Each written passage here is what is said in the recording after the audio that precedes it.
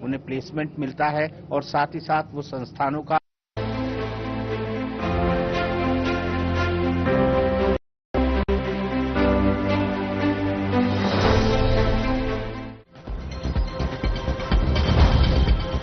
Doctors day पर दिल्ली की CM Rekha Gupta ने दी बधाई। कहा सभी को मिलकर चिकित्सा सुविधाएं विकसित करनी चाहिए, दिल्ली को बनाना है मेडिकल हब।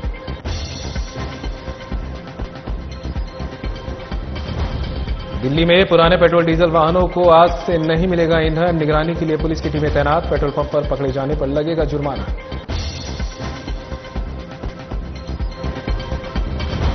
कुख्यात गैंगस्टर नीरज बवाना को मिली पैरोल, भारी सुरक्षा के बीच लाया गया जेल से बाहर, जेल से बाहर निकालने का वीडियो आया सामने।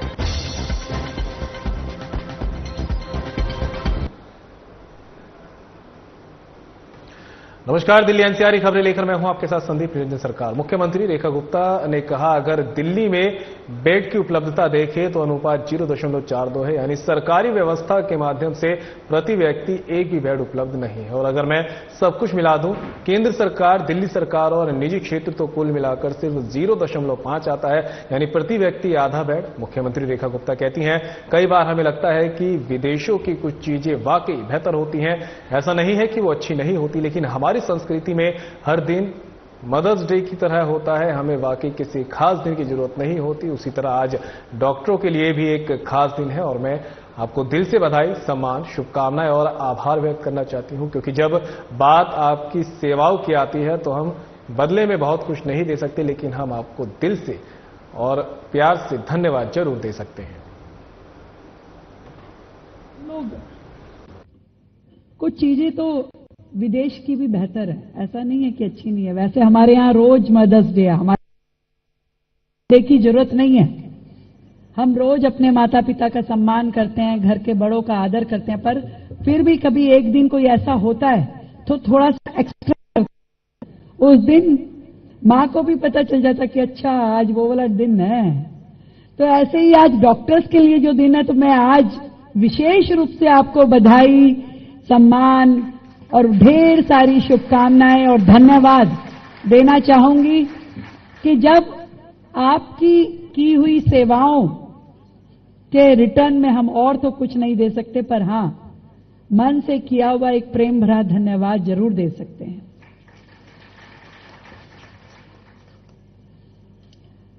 और मैं जो विषय बैठे बैठे सोच रही थी और वर्षों से सोचती हूं, मुझे हमेशा से लगता है किसी प्राइवेट इंस्टीट्यूशन में काम करना और एक गवर्नमेंट इंस्टीट्यूशन में काम करना दो अलग बड़े बड़े टास्क हैं।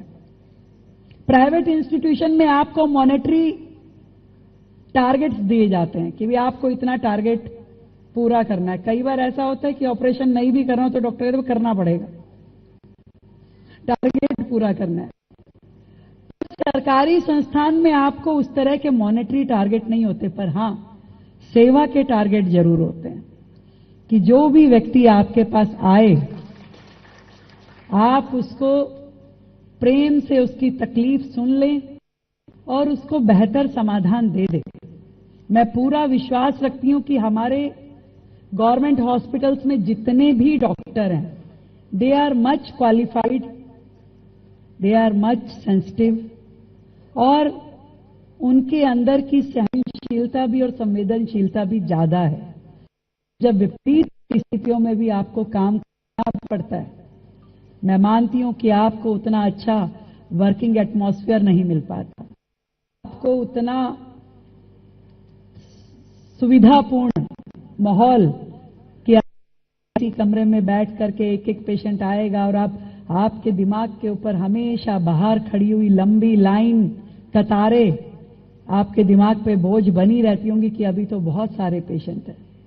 कोई टाइम कि अब मेरा लंच टाइम हो गया तो शायद आप लंच के लिए उठ करके जाने का भी आपको समय नहीं लगता होगा।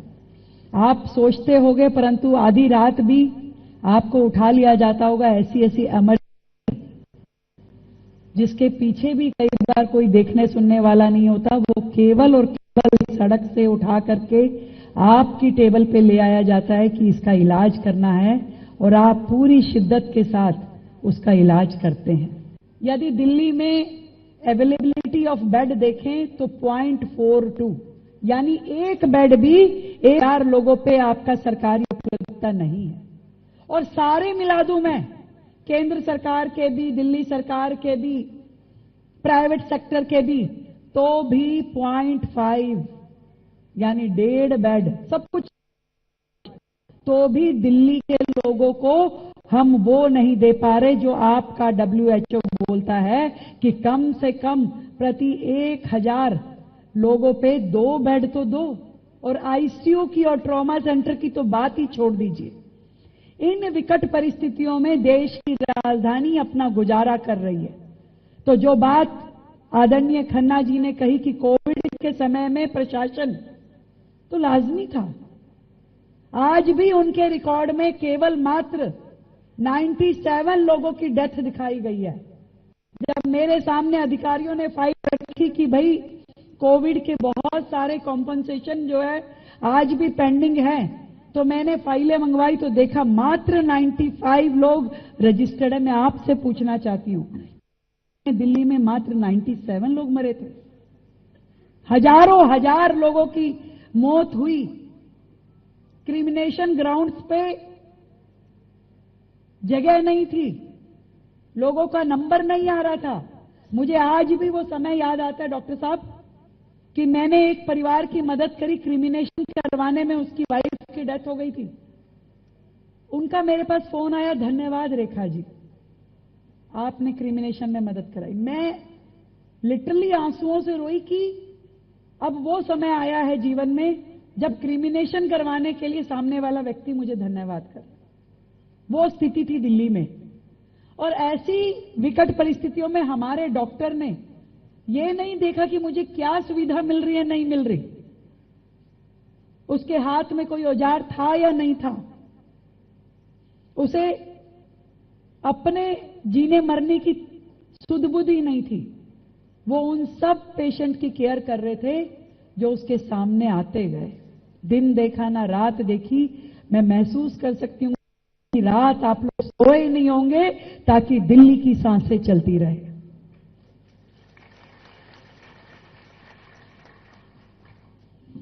और जब मैंने आज का थीम देखा कि इस डॉक्टर डे का थीम क्या है, behind the mask who heels the healer, ये जो हील देने वाले हमारे डॉक्टर हैं, इनको कौन हील कर रहा है? सच बताऊं, एक क्षण नहीं लगा मुझे कि दिल्ली के मेरी डॉक्टर कम्युनिटी को हील करने के लिए अब आपकी अपनी सरकार और आपकी मुख्यमंत्री खड़ी है। दिल्ली की सीएम रेखा गुप्ता ने डॉक्टर्स डे पर देश और दुनिया के सभी डॉक्टरों को बधाई दी और इस दौरान उन्होंने शुभकामनाएं भी दी। सीएम ने कहा कि सभी को मिलकर उत्कृष्ट चिकित्सा बुनियादी ढांचा, उच्च गुणवत्ता वाली चिकित्सा सुविधाएं विकसित करनी चाहिए और दिल्ली को मेडिकल हब बनाना चाहिए।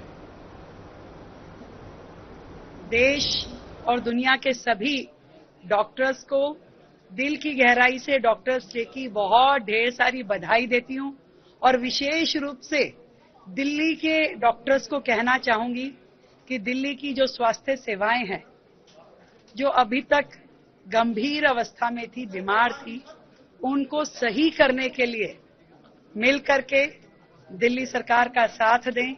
हम लोग सब लोग एकजुट होकर के दिल्ली में बेहतरीन मेडिकल इंफ्रास्ट्रक्चर, बेहतरीन मेडिकल फैसिलिटीज और दिल्ली को एक मेडिकल हब बनाने का काम करें।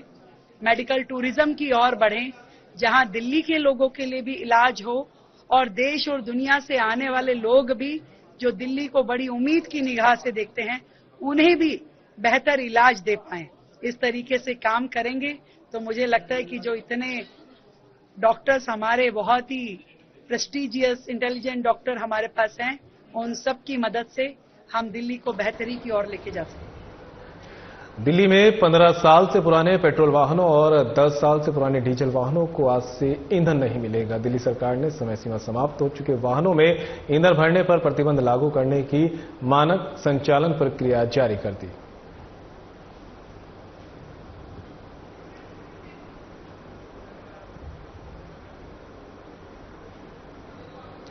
दिल्ली के उपराज्यपाल विनय कुमार सक्सेना ने नई पुलिस लाइन के परेड ग्राउंड में कमिश्नरी दिवस परेड को संबोधित किया। इस अवसर पर पुलिस कमिश्नर संजय अरोड़ा ने कहा कि इसी दिन 1978 में दिल्ली पुलिस को कमिश्नरेट सिस्टम प्राप्त हुआ था। आज दिल्ली पुलिस ने कई चुनौतियों को पार करते हुए एक विश्वसनीय पुलिस बल के रूप में उभरी है। पिछले 1 साल में पुलिस ने अपराधों को रोकने के लिए सख्त कदम उठाए हैं।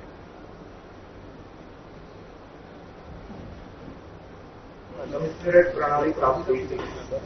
आज दिल्ली पुलिस कई विकट चुनौतियों पर विजय प्राप्त करके एक विश्वसनीय और सक्षम पुलिस बल के रूप में उभरी है।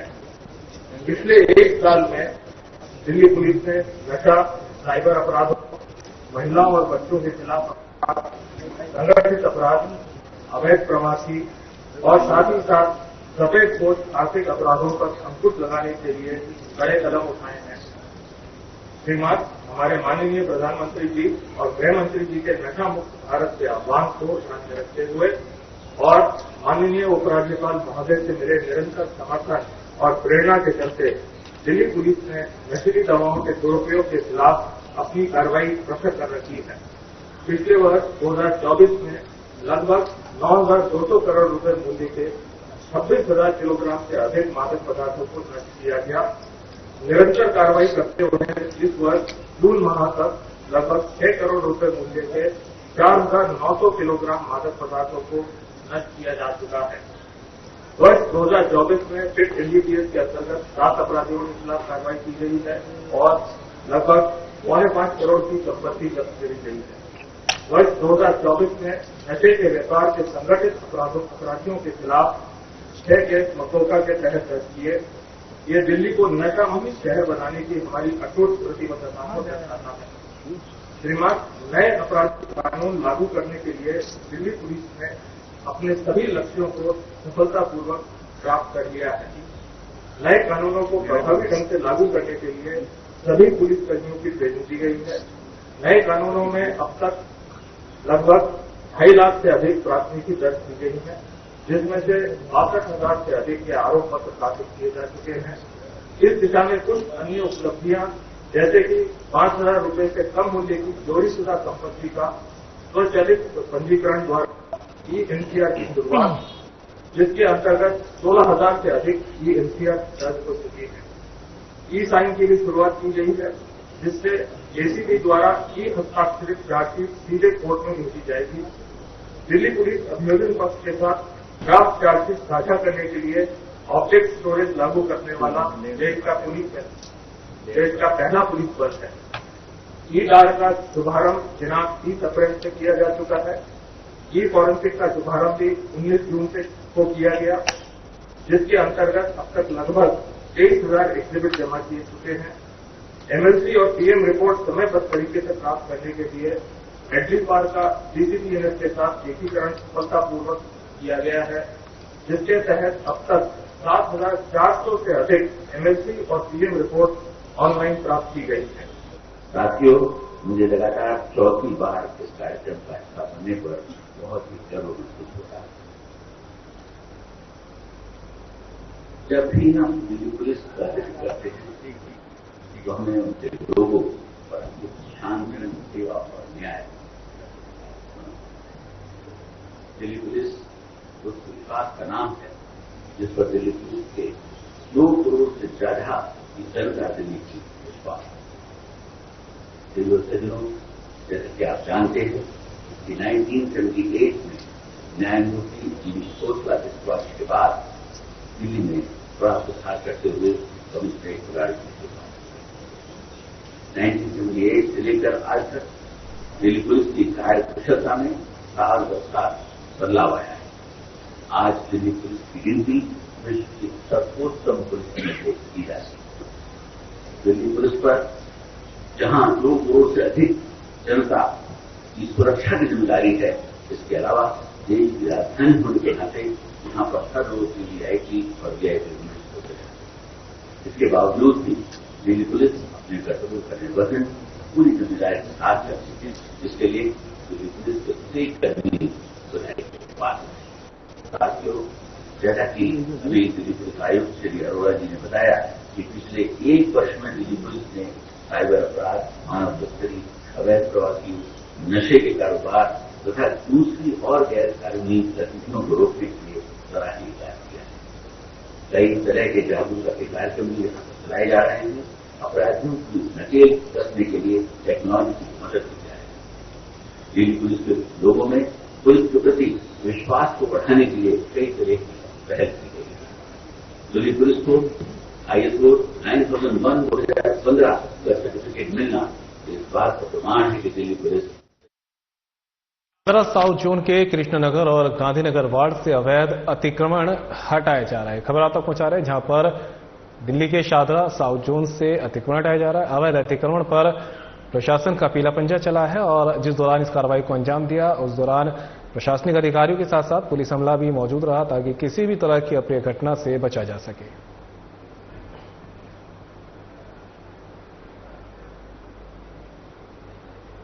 दिल्ली पूर्वी जिला पुलिस ने एक फर्जी पुलिस गिरोह का भंडाफोड़ किया है जिसमें लक्ष्मी नगर के एक बीमा कार्यालय में लूटपाट करने वाले 8 आरोपियों को गिरफ्तार किया गया है।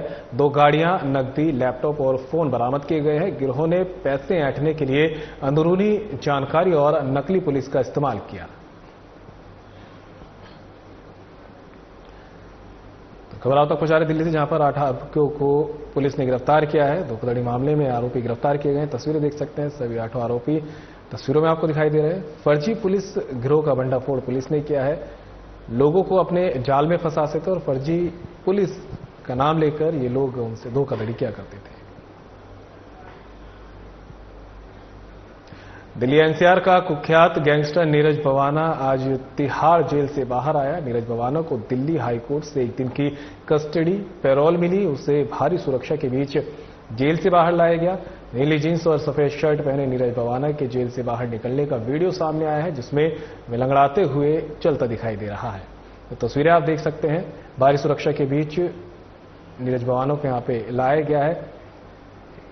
1 दिन की राहत उसे दी गई है और जब वो जेल से बाहर आया तो उसकी तस्वीरें भी सामने आई। पुलिस की सुरक्षा के बीच में उसे बाहर लाया गया है।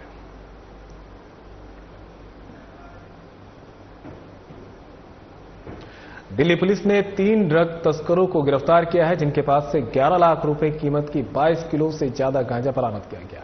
आरोपी लखनऊ से ड्रग्स खरीदकर दिल्ली NCR में सप्लाई करते थे। साथ ही एक बाइक भी जब्त की गई है। आगे की जांच जारी है। तो तस्वीरें आपको दिखा रहे हैं जहां पर नशे के खिलाफ कड़ी कार्रवाई करते हुए 22 किलो से ज्यादा का गांजा बरामद किया गया। लाखों में इस गांजे की कीमत बताई जा रही है। ये दोनों आरोपी वही हैं जो इस गांजे को तस्करी करते हुए ला रहे थे और दिल्ली NCR में इस गांजे को बेचने की फिराक में थे, लेकिन उससे पहले ही पुलिस ने कार्रवाई करते हुए इन दोनों तस्करों को गिरफ्तार करने में सफलता हासिल की और इनके पास से करीब 22 किलो से ज्यादा गांजा पुलिस ने बरामद किया है। इस गांजे को ये दिल्ली NCR में बेचने की फिराक में जुटे थे। और फिलहाल बुलेटिन में मेरे साथ इतना ही। दीजिए इजाजत। नमस्कार।